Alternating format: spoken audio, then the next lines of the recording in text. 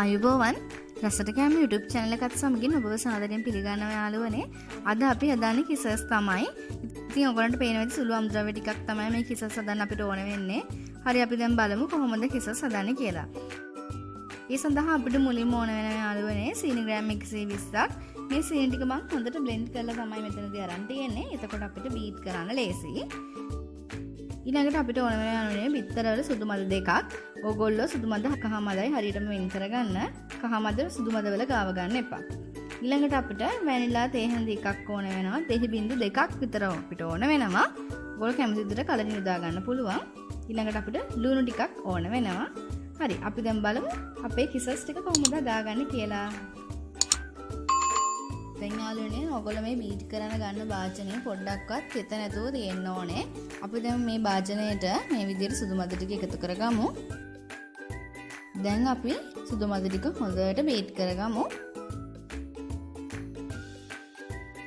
මේ විදිහට ඔයගොල්ලෝ හොඳට බීට් කරගන්න.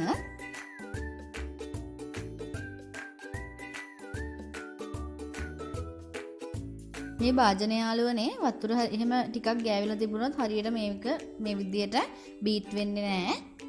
ඒ නිසා ඔයගොල්ලෝ ගන්න භාජනේ හොඳට පිහිදලා ගන්න ඕනේ. දැන් යාළුවනේ මේ විදිහට අපි බිත්තර ටික බීට් කරාට පස්සේ මෙන්න මේ විදිහට පෙන වගේ තියෙනවා. අපි මේ වෙලාවට දෙහ බින්දු දෙකක් මේ විදිහට දාලා හොඳට බීට් කරගමු.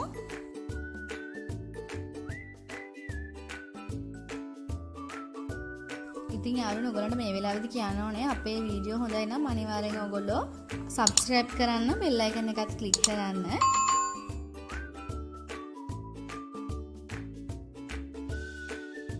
හරි අපි දැන් මේ විදියට අපේ සීනේ ටික ටික දාලා හොඳින් බීට් කරගමු. මම මෙන්න මේ විදිහට මුලින්ම මේ සංඛ්‍යා 3ක් විතර දාලා මේ විදිහට හොඳට බීට් කරගන්නවා යාළුවනේ.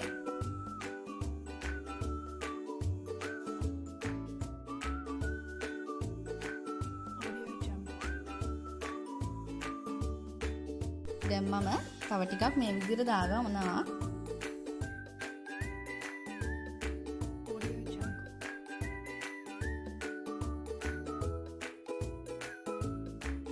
ඉතින් ඕගොල්ලෝ අනිවාර්යෙන් මේක ගෙදරදී හදලා බලන්න යාළුවනේ.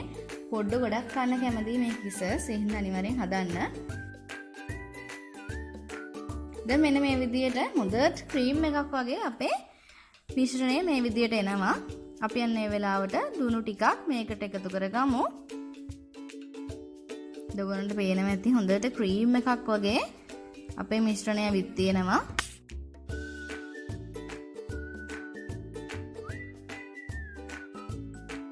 යාළුවනේ මෙන්න මේ විදිහට අපේ මිශ්‍රණය හොඳ උක්කුවට ආවට පස්සේ වැනිලා තේ හැඳක ප්‍රමාණයක් මේ විදිහට එකතු කරගන්නවා.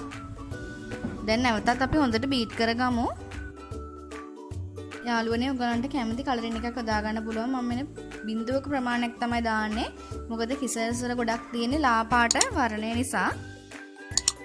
දැන් මම මේ විදිහට කොළ පාට තමයි යාළුවනේ එකතු කරගත්තේ. දැන් කලරින් ටිකක් මේ විදිහට දාලා හොඳට බීට් කරගමු. දැන් යාළුවනේ මේ විදිහට අපේ මිශ්‍රණය බීට් කරනකොට ගොඩක් හයිය ගතියට අපේ මේ මිශ්‍රණය එනවා.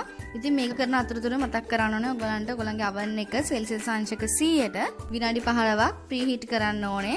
මතක ඇතුව 100ට වඩා නම් වැඩි කරන්න එපා මොනම හේතුවක් නිසාවත්. දැන් යාළුවනේ මේ තියෙන මගේ oven එකේ තැටිය තමයි මම මෙන්න මේකට මේ විදිහට තෙල් කඩ 10ක් දාලා තියෙන්නේ.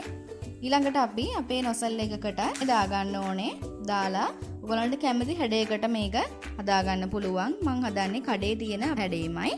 ඉතින් මේ විදිහට මම දැන් නොසල් එකට දාලා මේ විදිහට අපේ හැඩේ හදාගමු. ඔයගලන්ට කැමති සයිස් එකට හදා ගන්න පුළුවන් යාළුවනේ. යාළුවනේ මේ තියෙන මගේ කිසල් ටික මම oven එකට දාලා අපි මේ විදිහට සෙල්සියස් අංශක 100ට පැයක් හරියටම තියාගන්න ඕනේ. ඔයගොල්ලෝගේ කිසස් ටික ගත්තට පස්සේ හරියට සෙට් වෙලා වගේ ඔයගොල්ලන්ට දැනුන්නේ නැත්නම් සෙල්සියස් අංශක 100ටම තව විනාඩි 15ක් විතර ඔයගොල්ලෝ තියාගන්න මතක් කරලා.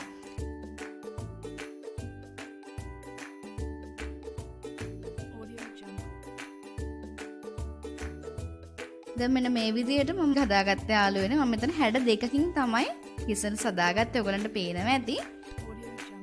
ඉතින් හරිම රසයි. ඔයගොල්ලන්ට පෙන්නන්නම් දැන්. මේ විදිහට මම ගලවලා ගන්නවා යාළුවනේ මේ බලන්න. Audio Jungle. තෙත ගතියට නෑ පොඩ්ඩක්වත්.